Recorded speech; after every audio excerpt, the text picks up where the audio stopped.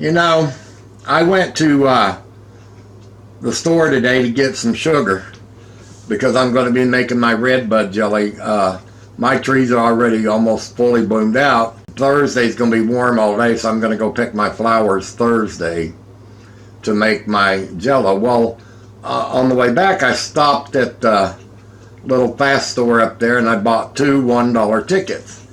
And I told the guy, I said, now make sure that you give me 2 tickets that win. And he said, well, money doesn't buy happiness.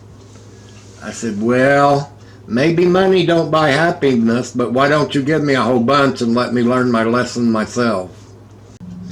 As you guys know, I'm working on my craft room, and that closet is where I stick everything. And I have boxes in there that I haven't went through in years.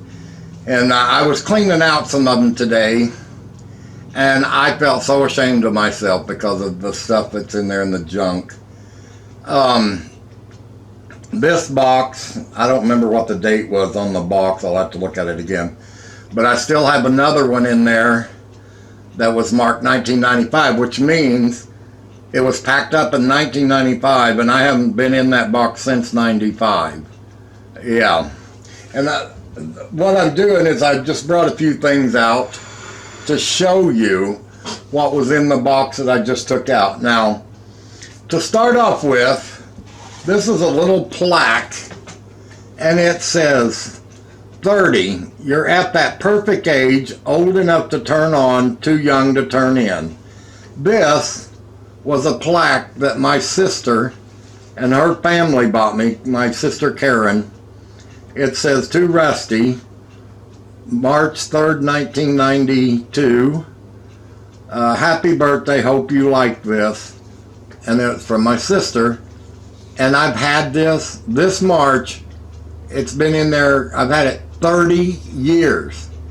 And I used to have it hanging on the wall, and it fell one day, and a chip broke out of the corner of the little tile. And I never found that chip. So I just packed it away again and never hung it back up. It is a handheld Singer sewing machine. The first time I was actually ever just living on my own, you know, after my divorce and all of that, I couldn't sew. So I bought this at a yard sale. I think I gave like a couple of dollars for it. Might have even been $1. But this is what I used because I couldn't sew. I dug that out, and I don't know if you guys would like to or not. It runs by battery. It takes 4 AA batteries, or it has a power cord that goes through, which I don't have. Know how to thread it and everything, and do all of that. I think the only thing it's missing, there's a spring that goes behind the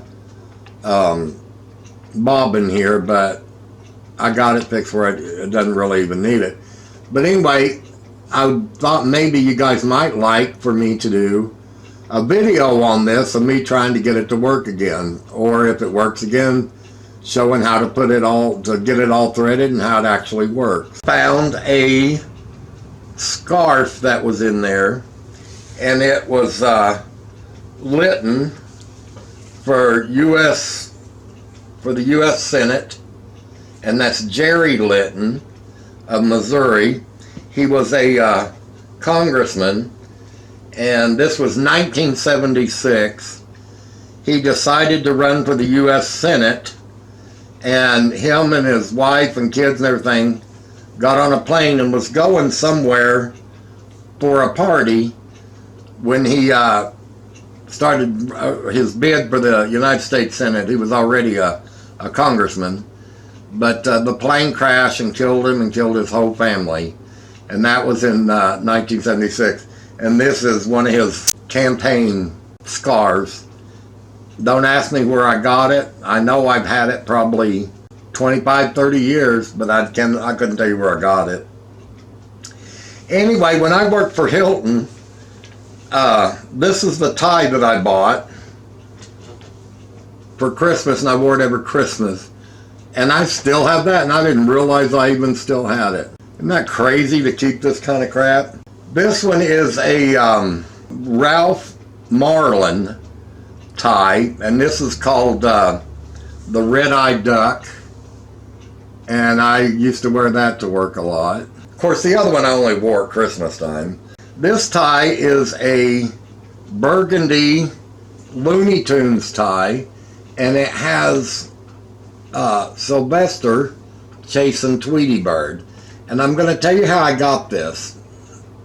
In 1980, when me and my cousin hitchhiked to Washington, and we were living in a little town in the Washington Mountains called Tonasket. Well, on the east side of town, you could hike up through the mountains and the woods and stuff, and there was these two giant mountains together up there, and they had a bridge across them. And I swear on a stack of Bibles that when you stood on that bridge and looked over, it was at least 1 mile to the bottom. And we met this couple up there. It was a lady and her husband, and he was wearing this tie that day.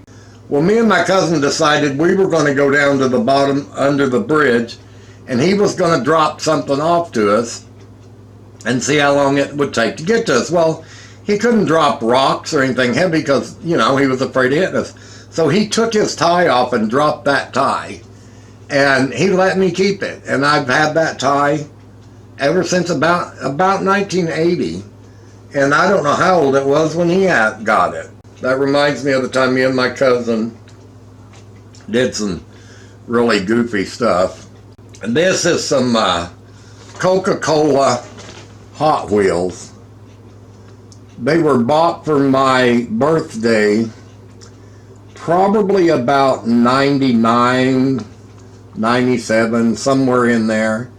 And the boxes, it did have plastic that come over like this, and all the packing and moving and storing and moving the box around over the years has crushed it. The box has gotten old because I displayed them for a long time, and it just got dusty and very whatever. They've never been out of that box. But anyway, I finally decided to pack them away, and I found them today. And I also found Rook cards. So apparently at some time, me and my friends has played Rook or something. But anyway, the cards say, it's only a game, but I'm feeling an odd chill in the air. A blaze of lightning, a wind turned cold. Beware the power of the rook. The eerie black bird can make all the difference. But beware the wild rook. When he lands, everything can change. But the whole thing, even the instructions, everything's still there. Wowie. Also, there is a, I bought this. It is a, Rimsky-Korsakov. And I can't pronounce the woman's name. It's Sharzazide, something like that. Anyway, it's a play about a Middle Eastern woman, and the name of the play is called 1001 Nights. When I was younger, see, there's 45. It's kind of music, kind of like Beethoven, Mozart. But that's the kind of music I was into in my early 30s and late 20s. And I couldn't even believe I even still had that. I don't know how many of you remember the TV soap All My Children. All My Children started in, when was it, 1970? I think it was 1970, and lasted till 2012 or 2013. Anyway, it ran for 41 years, and I was so hooked on All My Children. My grandmother watched it, my mother watched it, and I got into it. When I used to put the VCR on record and record All My Children and One Life to Live while I was at work, and that'd be the first thing I did when I got home and watched it. So I grew up with these people, 41 years, and I started watching this when I was 8 years old and stopped watching it when I was 49 years old. And it ran 5 days a week. and I hardly ever missed an episode. I found the card game of all my children, and what it is you have a cards with every character that's been on there. Like this is Cliff Warner, and it has 4 questions on it, and on the front part of the card there's a little number in this corner that tells you the right answer, and when you hold it, read it, you got to cover that so the people can't see it, and you have other players and you read each one of them the questions, and if they get the answer wrong, then you can go to the person on their left, and if they get it wrong, you keep the card, or whichever one of them get it right, they get the card. Whoever gathers the first 5 cards is the winner of the game. I don't know if I'll ever get rid of that. I'm still heartbroken over them taking that off. And another thing I found in there, back when I was working at a hospital in data entry, I ended up getting tendonitis in my wrist. Well, the doctor put me on this thing. It's called a gyro. Gyro. Doctors use it to help with rehabilitation with carpal tunnel, tendonitis, and then golfers started using it to build strength in their arms for golf.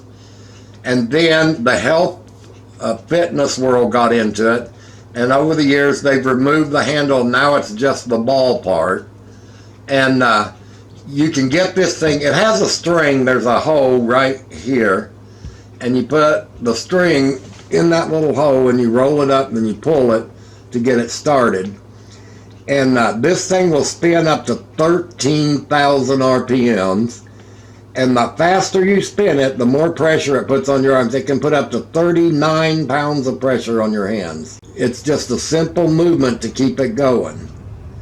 And the sports world uses it to build the muscles in their arms and stuff like that.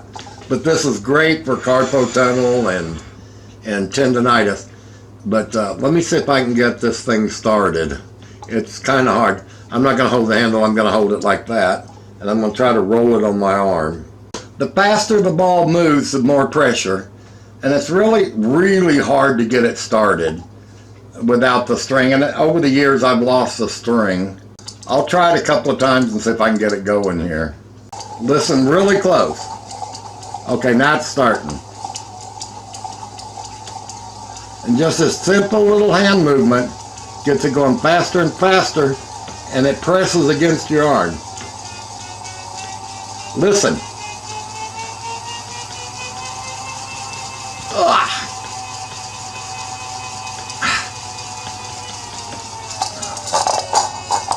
See it?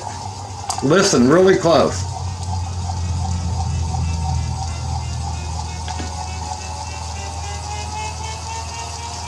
Just move your hand a little bit like that.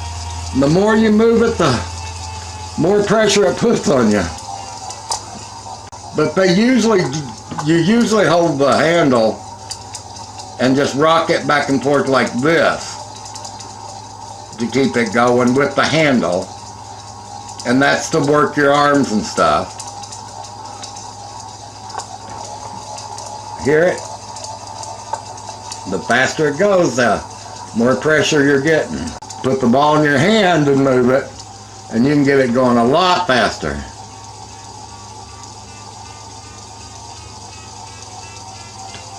I don't know if you guys can even hear that.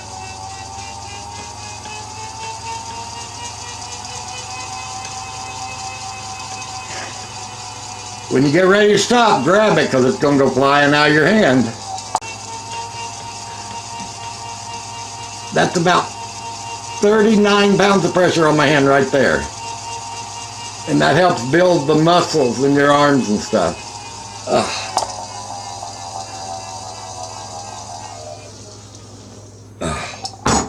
Oh my God. I don't know if you can still buy them with the handles on them, but they're complete balls. But they're called the gyro ball.